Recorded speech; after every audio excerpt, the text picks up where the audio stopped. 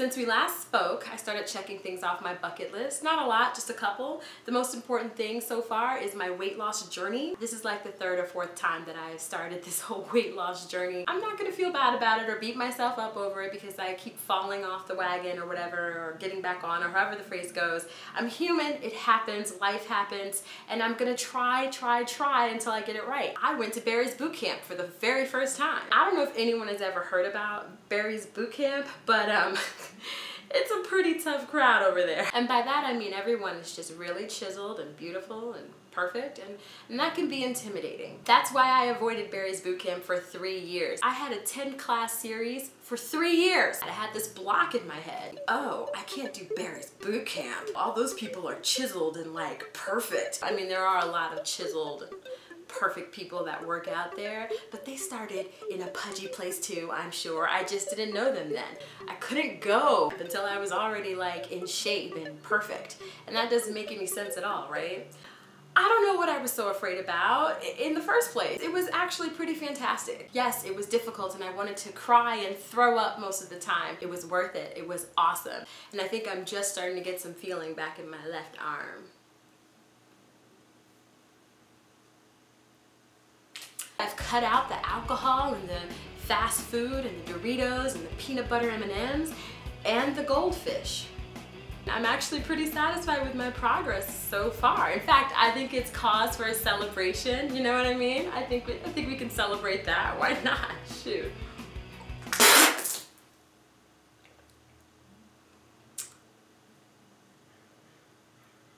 And now for a segment I like to call What I Learned This Week, because you always learn something new every day. So something I learned this week is not every nerdy looking white guy with dark hair wearing dark rimmed glasses is Fred Armisen.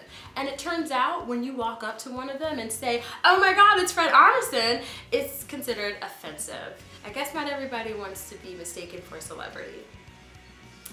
I can understand that. Alright, so that's all the announcements I got for you guys now. Let's talk about the Confederate flag. Confederate flag in the house? No, that's not funny. Is it? It could be. I don't know. A couple of weeks ago, I was on this hangout session with this guy. Let me explain what a hangout session is right quick. So a hangout session is not a date, but it's not just two friends hanging out either. It's somewhere in the middle. I like to think of the hangout session as the pre-interview. You know how you like first interview with someone who's like an assistant, then you come back and you interview with like the boss? That's the pre-interview. The pre-interview is the first interview. Kind of like what Emily Blunt and Anne Hathaway did in The Devil Wears Prada. So I'm on this hangout session with this guy who's cool, and he's like, "Hey, let's go to this bar I know."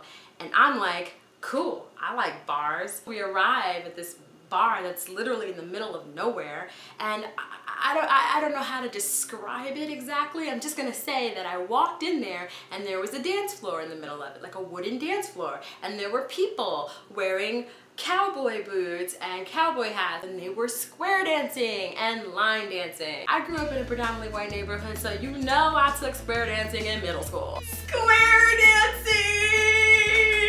Line dancing! And I got excited. I was like, cool, like, people are square dancing and they're line dancing. I want to do this. Anybody need a square dancing partner?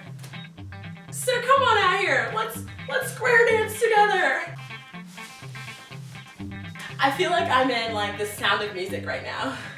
Wait, that's not right. I feel like I'm in Oklahoma. Mary Poppins.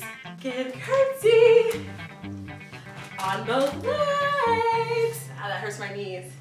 My dance card's not full, y'all. And I was so mesmerized and caught up by this beautiful dance that I didn't notice the ginormous Confederate flag hanging on the wall behind the dance floor. And when I say ginormous, I am not exaggerating, people. That flag hung from ceiling to floor. It touched the ceiling and it touched the floor. When I finally do notice the flag, I'm just staring at it like, is anyone else seeing this? It's so big! And that's what she said. And I look around and yep, I'm the only black girl there.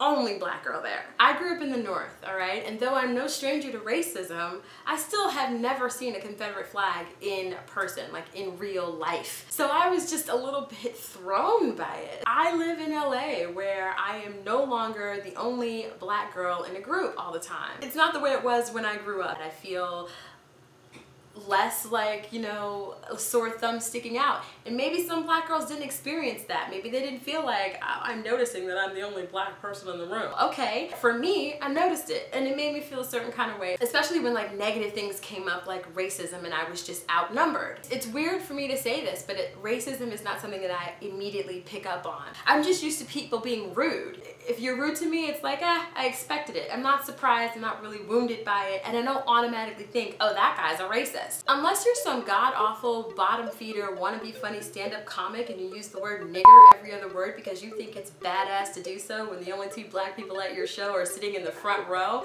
I'm probably not gonna think you're a racist. So anyway, my friend, who is a white guy, by the way, I don't know if I mentioned that before, but I should probably add that the guy I was in the hangout session with was a white guy. So we're in this bar and it's just getting increasingly uncomfortable and it's like this big pink elephant in the room. The Confederate flag was a big pink elephant in the room. In fact, the big pink elephant was wrapped up in the Confederate flag. We didn't know what to do. The waitress was horrible to me.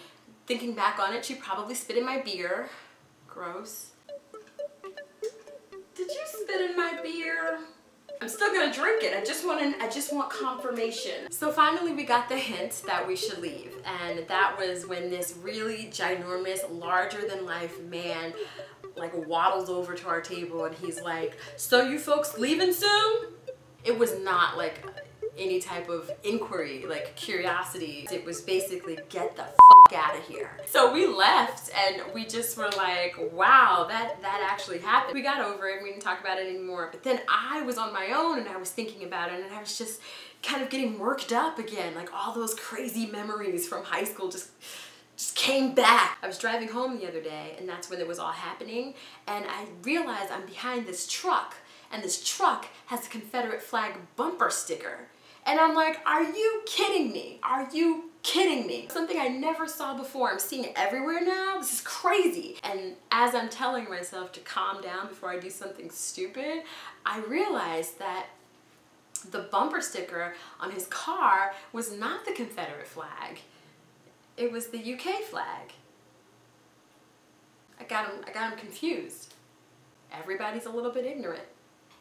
Also, I'd like to add that just because I'm a black girl, not ethnically ambiguous, but a straight up black girl, doesn't mean that I automatically hate the Confederate flag. I just don't want to be in the same room as one. Also, I don't want one marrying my child. Okay guys, I don't want to end my vlog on a low note, so I'm going to introduce a new segment called Childhood Confessions. My neighbor and I, when we were super young, we were obsessed with Salt and Peppa, and we would get together all the time and we'd rap their songs like Shoop and What a Man and other songs. On your mark, get set, go, let me shoot to the next man in a three-piece suit. I spend all my dough, ring me cutie, shoot shooby-dooby, like Scooby-Dooby-Doo. I love you when your big jeans, you give me nice dreams, you make me wanna scream, ooh, ooh, ooh. I like what you do, when you do, what you do, you make me wanna shoot. Okay, that's all I got for you guys this time around. Thanks so much for stopping by. Please come back next Wednesday because I want to talk to you about puppy love on Facebook and other concerns. Please subscribe, tell your friends what's going on over here at Dawn Melissa Vlogs. I'm also on Twitter at Dawn Melissa and I'm on Facebook. Thumbs up if you want to see me do more rap songs because that was fun. You guys have a great week. See you soon.